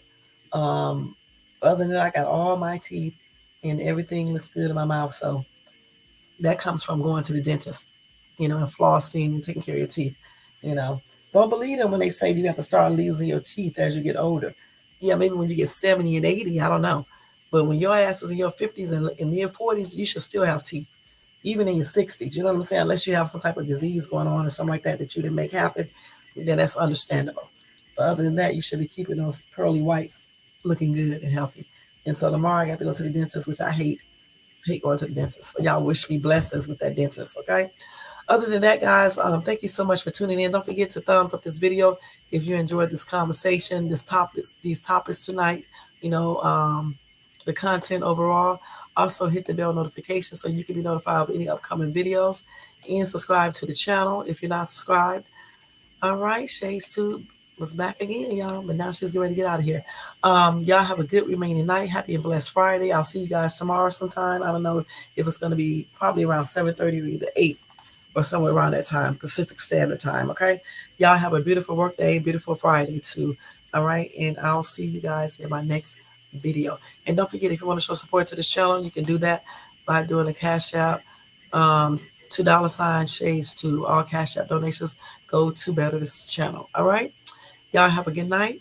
Y'all take care, and I'll see you guys in my next video. Peace out, y'all.